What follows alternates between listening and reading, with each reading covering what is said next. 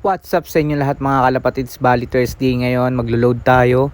Isasabay na rin natin tong mga inakay at ibibigay natin sa tropang kalapatids natin na si Almin.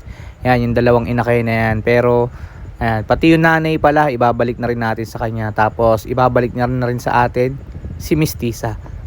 So ayun mga kalapatids, ready na to at malalakas naman na tumuka. Hindi natin alam kung ililipad niya o ipapalipad sa iba. Pero ngayon, asikaso muna tayo ng mga kalapati natin. Punta tayo ng loading station. Let's go!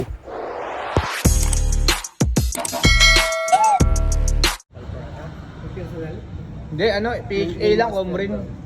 Tapos Wingmaster. Kasi kaya pag-stack na dapat namin.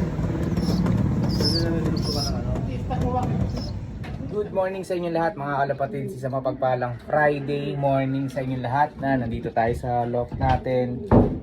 Konting asikaso tayo at linis. Ready natin yung mga patokan ng ibon natin dahil meron tayong training San Roque, Nueva Ecija. Yan. Bali, kagabi nga pala binalik na sa atin si Miss Tisa. Yan.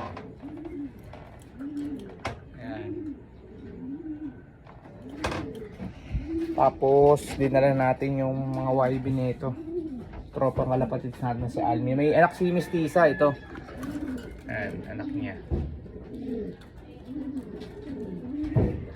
Hindi pa natin natuturuan.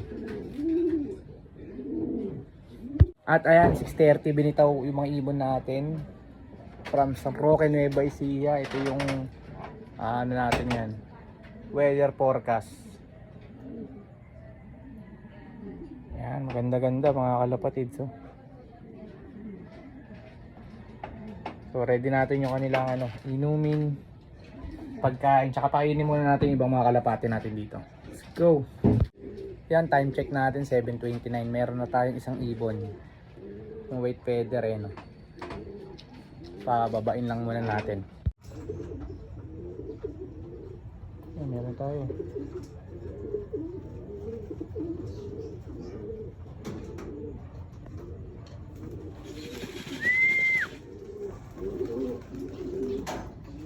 Yung paisaw. Sino? Ay, malaki. Kapatid na. Sok. Meron pa victory. Pangatlong ibon natin.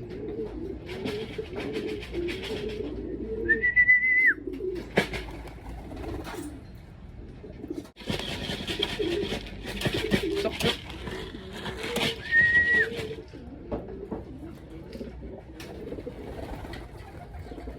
Okay, pangatlo. Sok.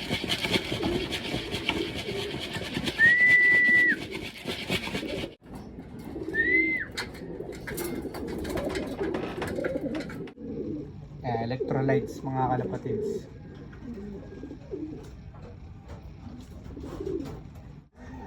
So yun guys, bali nandito na rin yung mag-asawa. Kompleto na yung mga ibon natin. So ayan mga kalapatids, kompleto na yung mga ibon natin. Yung dalawa lang di pa pumapasok. Pasukin natin. Pasok! Ayan o. Yun, mag-asawa. Pasok!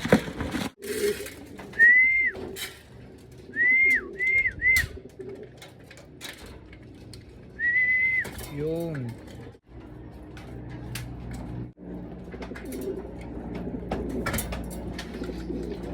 So yan, bali kompleto na yung mga ibon natin mga kalapatids.